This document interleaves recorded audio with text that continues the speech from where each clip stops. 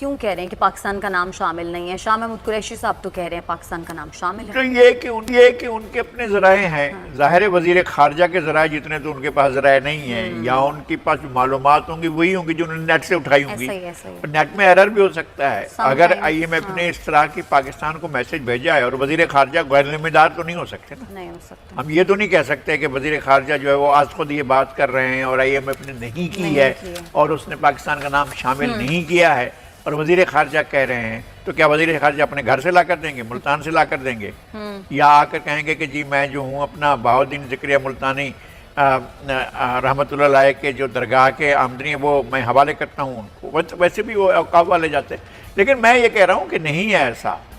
وہ جو وزیر خارجہ کرے ہم تو ان کو کریڈیبل مانیں گے نا، ان کی بات کو ہی کریڈیبل مانیں گے. اچھا، لیکن لغاری صاحب ورلڈ بینک کی جانب سے تو پاکستانی معیشت کے حوالے سے خطرات کی نشاندہی کر دی گئی ہے، لیکن آپ کو کیا لگتا ہے کہ پاکستان ان سب چیزوں سے نکل پائے گا؟ مطلب پاکستانی معیشت کو کون سے خطرات ایسے لاحق؟ بھائی جو ریسیشن تھا اس سے پہلے 2008 میں اور 2009 میں صورتحال خراب ہوئی تھی اور معیشت دنیا کی جو ہے ایک دم ایسے بیٹھ گئی تھی. دبئی میں لوگ گئے تھے، گاڑیاں جو ہے وہ ایئرپورٹ کے پارکنگ لاؤنج میں چھوڑ کر بھاگ گئے تھے اپنے اپنے ملکوں کی طرف. نہیں، پوری کلاپس کر گئی تھی. اور دنیا میں یہ بھی بات پھیلی ہوئی تھی کہ یہ جو خلیفہ ٹاور بن رہا ہے اس کی وجہ سے ریسیشن آیا ہے، کسی بھی وجہ سے ریسیشن آیا تھا، لیکن اس پر دنیا نے قابو پایا اور پاکستان تو اس کا شکار بھی نہیں ہوا تھا. ہمارے لیے دنیا کی بڑی معیشتوں کے لیے مسئلہ ہے. ہماری معیشت ویسے ہی کون سا اتنی بڑی آسمان پر پرواز کر رہی ہے کہ وہاں سے نیچے آ گرے گی. ہم تو زمین پر رینگ رہے ہیں اور کچھ اور نیچے لگ کر رینگیں گے. ہمارے یہاں تو اس طرح کی صورتحال ہے نا. ہمارے یہاں ماسٹرز کو کیا ملتا ہے، عام آدمی کو کیا ملتا ہے؟ ہماری آدھی سے زیادہ آبادی تو غربت کی لکیر سے نیچے ہوتی ہے، یا آدھی سے کم یا آدھی آبادی ہماری غربت کی لکیر سے نیچے ہوتی ہے. تو ہمارے لوگ جو ہیں آپ کیا کریں گے؟ مرے کو کیا مارے گا شاہ مدار؟ ہوگا کیا اس کے بعد کیا آ کر اس سے چھین لیں گے؟ ہمارے پاس رکھا ہی کیا ہے کہ آ کر یہ کرونا یا ریسیشن یا معیشت آ کر ہمارا گلا گونڈ دے گی. بھائی اس میں بھی کہ اگر کسی گلے پر بوجھ پڑے گا تو ہمارے اس سیٹھ اور صنعت کار یا بڑے کاروباری یا بزنس مین یا حکومت ان کے اوپر پڑے گا. عام آدمی بیچارہ 2 روٹیاں کھاتا تھا 1 روٹی کھا لے گا. تو اس طرح ہوتا ہے. متاثر کس نے ہونا ہے؟ ظاہر ہے جن کے بڑے بزنس ہیں، جن کے بڑے کاروبار ہیں. معیشت تو اسی کو کہتے ہیں نا. ہماری معیشت، ہماری عام آدمی کی تنخواہ کو یا عام آدمی کی جو صورتحال ہے اس کو معیشت تھوڑی کہتے ہیں. وہ تو بیچارہ کماتا ہی سارے دن میں 300 روپے ہے اور 300 روپے میں 150 روپے کا آٹا لے کر باقی سبزی لے کر گھر والوں کو آ کر دیتا ہے. کچھ ہوتا ہے کچھ نہیں ہوتا ہے، اسی میں گزارا کرتے ہیں. کورونا پینڈیمک کے بعد دوسرا مسئلہ ہے معاشی پینڈیمک. لغاری صاحب، آپ کو کیا لگتا ہے کہ کورونا وائرس کے بعد جو صورتحال بنے گی اس سے پاکستان کس طرح سے نکل سکے گا؟ پاکستان ہمارے لیے سب سے بڑا سوال ہی یہی ہے کہ ہم اس ساری صورتحال میں ایک تو کرونا سے کیسے نمٹیں گے، اور کرونا ختم کب ہوتا ہے، اور پھر کرونا ختم ہونے کے بعد ہم اپنے معاشی مسائل سے کیسے نکلیں گے. اس وقت ہمارے لیے یہی سوال ہے، اور نہ صرف ہمارے لیے بلکہ ساری دنیا کے لیے. امریکہ کا سب سے بڑا سوال کیا ہے؟ کرونا اور اکنامی. رشیا کا کیا بڑا سوال ہو سکتا ہے؟ کرونا اور اکنامی. یورپ کا کسی بھی ملک کا، اٹلی کا، اسپین کا، فرانس کا، برطانیہ کا، جرمنی کا، کسی بھی ملک کا کیا سب سے بڑا سوال ہو سکتا ہے؟ وہ یہی ہے. ہم لوگ تو بہت غریب اور چھوٹی اکنامی والے ملک ہیں. جن ملکوں میں خربوں کے حساب سے پیداوار کرنے اور بزنس کرنے والے ممالک ہیں، جن کی اکنامیز پاکستان سے کئی گنا زیادہ بڑی ہیں اور ان کا حجم بہت بڑا ہے، وہ بیٹھ رہی ہیں. تو ایسی ساری صورتحال میں ہم کہاں کھڑے ہوں گے؟ میرا خیال ہے کہ ایک غریب کے لیے غربت کے علاوہ اور کوئی چیز خطرناک نہیں ہو سکتی ہے. ایسا ہی ہے. تو ہماری آبادی سفر کرتی ہے، کرتی رہی ہے اور شاید کر بھی لے گی.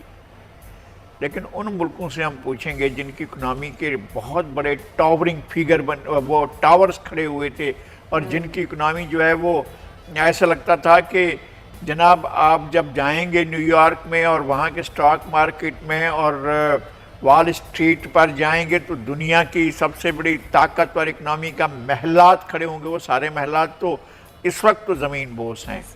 اور یہی حال ہے، آپ اگر چلے جائیں پیرس میں لا ڈیفنس کے علاقے میں یا دوسرے علاقوں میں چلے جائیں تو پتہ چلے گا کہ جناب بیٹھ چکا ہے. اور یہاں پر آپ جائیں ایکسپورٹ سرکس میں لندن میں تو پتہ چلے گا کہ سارے کے سارے مال بند پڑے ہوئے ہیں، اور سارے کے سارے بزنس جن کا ڈیلی کا بزنس کروڑوں پاؤنڈ کا ہوتا تھا، اربوں پاؤنڈ کا پورے ملک کے اندر پیسہ ادھر سے ادھر ہوتا تھا اور بزنس ہوتا تھا، سارا ٹھپ پڑا ہوا ہے۔ تو ہمیں ڈر ہے، بہت بڑا ڈر ہے اور بہت بڑا، لیکن ہمیں کرونا سے بڑا ڈر ہے۔ اکنامی تو ہماری یہی ہے، مائنس میں جانے کے بعد بھی ہماری آبادی کی یہی ہوگا نا، کچھ لوگوں کی اور ملازمتیں ختم ہو جائیں گی۔ ایسا ہی ہے، ہم پہلے ہی بہت بڑی مصیبت کا شکار ہیں، ہمارے لوگ تو ان کو ٹھیک طریقے سے کھانا، علاج، پانی نہیں ملتا ہے، نہیں ملتا، اور وہ حکمرانوں کی پالیسیوں کے سبب ایسا تھا جو بھی انہوں نے پالیسی اختیار کر رکھی تھی۔ اور اب ایک قدرتی آفت ہے جس کی وجہ سے ہم لوگ پریشانی کا شکار ہیں، لیکن جن اداروں نے 72 سال کمایا اور عمارتیں کھڑی کر دی، ان کی دولت دنیا بھر میں پھیلی ہوئی ہے، کیا لوگوں کو تنخواہ نہیں دے سکتے؟ کیا آپ ان اداروں کی بات کریں جن کے کروڑوں کے اربوں کے اثاثے ہیں، وہ لوگوں کو تنخواہ نہیں دے سکتے؟ تنخواہ کا ان کا والیوم ہی کتنا ہوتا ہے؟ ایسا ہی ہے۔ ایک سیٹھ کہہ رہا تھا کہ جناب کتنا اس دفعہ کا ہمارا کتنا ہوا ہے، ہم نے کتنی ریکوریز کی ہیں؟ کہا کہ جناب 1 ارب اور 80 کروڑ ہوئی ہیں۔ انہوں نے کہا مجھے بھجوا دو۔ انہوں نے کہا سر اس میں 6 کروڑ رکھ لیتے ہیں تنخواہوں کے لیے۔ انہوں نے کہا چھوڑے تنخواہوں کی باتیں، مجھے بھجوا دو۔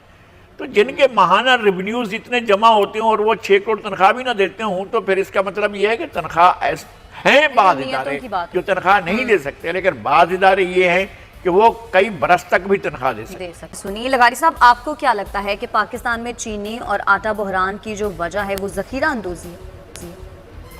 دیکھیں ذخیرہ اندوزی ہے، جو اصل بات یہ ہے کہ میں نے کئی دفعہ عرض کیا ہے کہ جب یہ کرشنگ سیزن آتا ہے تو یہ گنا نہیں اٹھاتے ہیں، گنے کے گروار کو ذلیل و خوار کرتے ہیں، اور جب گنا اٹھاتے ہیں تو اس کی ویلیو ختم ہو چکی ہوتی ہے، اور یہ ستمبر اکتوبر چھوڑ دیتے ہیں، نومبر کو بھی بڑی حد تک چھوڑ دیتے ہیں، دسمبر میں کرشنگ کرتے ہیں، اور 2-3 مہینے یہ پروڈکشن کی طرف جاتے ہیں، اور جو پروڈیوس کرتے ہیں اس کے لیے مارکیٹنگ کا سوال نہیں ہوتا ہے، اس کے لیے سب سے بڑی بات یہ ہوتی ہے کہ یہ ہمیں نقصان ہو گیا، ہم نے گنا خریدا تھا، ہمیں یہ ہو گیا، ہمیں ریبیٹ وہ دیا جائے، سبسڈی دی جائے۔ یار آپ کو کس بات کی سبسڈی؟ سبسڈی 2 چیزوں کی ہونی چاہیے، ایک تو گروور کو ہونی چاہیے اور ایک کنزیومر کو ہونے چاہیے۔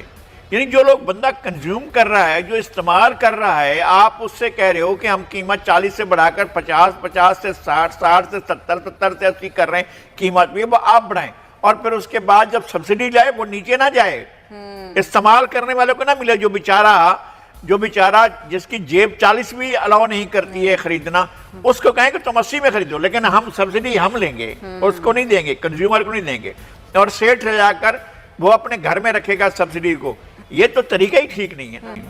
اچھا لغاری صاحب، آپ نے انتظامات کی بات کی، تو انتظامات تو بہت زیادہ ناقص ہیں، کیونکہ کئی جگہوں پر ہم دیکھ رہے ہیں کہ پولیس اہلکاروں کی اور عملے کی بدتمیزیاں بھی سامنے آ رہی ہیں، آپس میں ہاتھا پائی بھی ہو رہی ہے، اور جو لوگ وہاں پہ موجود ہیں ان کی جانب سے بھی شکایات سامنے آ رہی ہیں کہ انہیں امداد نہیں مل رہی۔ تو اس سلسلے میں کیا میرا میکینزم تجربہ بنانا چاہیے؟ مختلف ہے۔ میں تو یہ کہتا ہوں کہ اس بار پولیس نے جو صبر و ضبط، تحمل، برداشت کا مظاہرہ کیا ہے، وہ میرے لیے ایک انوکھی بات ہے۔ اچھا نہیں لغاری صاحب، بھائیو پاکستانی بنو یار، ایسا نہیں کرو، ایک کا دکا کیس ہوتا ہے، یہ ہوا ہوگا، لیکن ہم اب تک جہاں بھی جا رہے ہیں، جس طرح سے بھی ہمیں گزرنا بہت تعاون کری ہے پولیس کا رویہ جو ہے وہ حیرت انگیز طور پر تبدیل حالات کے مطابق ہے۔ میں یہ نہیں کہتا ہوں، حالات ایسے ہیں، انہیں بھی نظر آتا ہے کہ صورتحال ٹھیک نہیں ہے، عزت سے بات کرتے ہیں، اور لوگ ادب سے، احترام سے ہر آدمی کی وہ عزت کر رہے ہوتے ہیں، اور لوگوں کو یہ رعایت دے رہے ہوتے ہیں۔ لوگ جس طرح سے